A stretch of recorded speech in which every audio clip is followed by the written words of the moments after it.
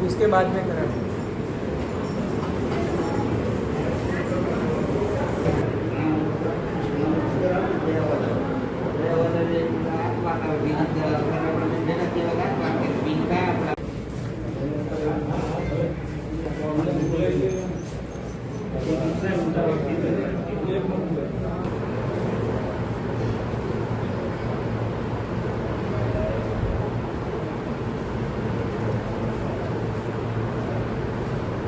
મારું નામ ગોવિંદભાઈ છેલાભાઈ ભોકળવા, હું ખાતરવાડીમાં રહું છું, નારી રોડ કુંભારવાડા। આજે અમારે ત્યાં ડિમોલિશન આવ્યું હતું, એમાં આ ભાઈને આ ઊભા હતા, જે અત્યારે ઓફ થઈ ગયા, એટેક આવી ગઈ, ભાઈ ત્યાં ઊભા હતા। એમાં ઉદયભાઈ કરીને એના બાપાની જમીન હતી, આ વલ્લભ કલ્યાણની। એ સગન ઠાકરસિંહ એના મામા હતા નારીના, એને હોંપેલું હતું। સગન ઠાકરસિંહ પ્લોટ પાડ્યા હતા 40 વર્ષ પહેલાં, અને બધા ભરવાડોને આપેલી છે કાયદેસરની। અને ચામુંડા સોસાયટી નામે એને રાખેલું હતું। ચામુંડા સોસાયટી નામ રાખ્યા પછી બધાને પહોંચવું આપેલી છે, બધા પાસે પહોંચવું પણ છે। અને આજે આ ભાઈ વંચિતા કોર્ટનો ઓર્ડર લઈને આવ્યા અને બે આગળના બધા 800-900 વાર જેવું ખાલી કરાવી નાખ્યું, બધું પાડી દીધું।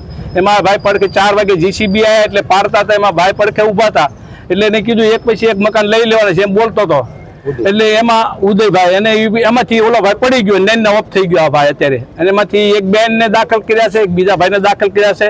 જો કે એ ભાઈને એમને કોઈની ઉપર હુમલો નથી કર્યો, કાંઈ નથી કર્યો, પણ એ બાઉન્સરો એવા લઈને આવ્યા હતા અને પોલીસવાળા હાર્યા હતા। અને પછી એ ભાઈ રિવોલ્વર 100 ભડાકાની લઈને આવ્યા હતા, બહાર રાખી આમથી આમ ફરતા હતા। ઉદયભાઈને પહેલાં જોયા હતા પટેલ, પણ પછી બધા કહ્યું શાંતિ રાખો, જે થવાનું હોય આપણે કાંઈ આગળ વધવાનું નથી થતું। એમાં અમારા એક ભાઈ ઓફ થઈ ગયા।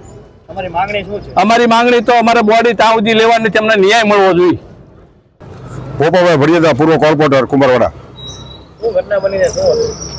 ઘટનામાં એવું હતું કે આ ભાઈ જે વલ્લભ કલ્યાણ હતા પહેલાં, એ લોકોએ બોલાવીને ભરવાડોને બધાને પ્લોટિંગ પડી ચામુંડા સોસાયટી બનાવી, પછી એની અંદર બધાને પૈસા આપ્યા અને જંત્રી મુજબ જે કાંઈ પૈસા થાય એ વખતે જંત્રી મુજબ જે દસ્તાવેજ થાય એ વખતે આ લોકોને બીજા પાછા દેવાના, એ બોલી થઈ હતી। પણ હવે આ જમીનના એના ભાવ વધ્યા અને આજથી 40 વર્ષે અત્યારે પાછા આ ભાઈને એનો છોકરો જાગ્યો।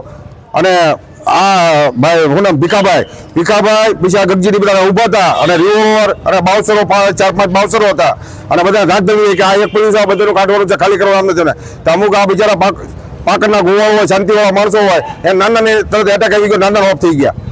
અને બીજા બેનને નાના તરત મુંજાવો થઈ ગયો, બેનને એક ભાઈને, એટલે એને એડમિટ કર્યા છે। હવે જ્યાં સુધી અમને ન્યાય ન મળે, જ્યાં સુધી કાર્યવાહી ન થાય ત્યાં સુધી અમારા આજથી ડેડ બોડી લેવાની થતી નથી।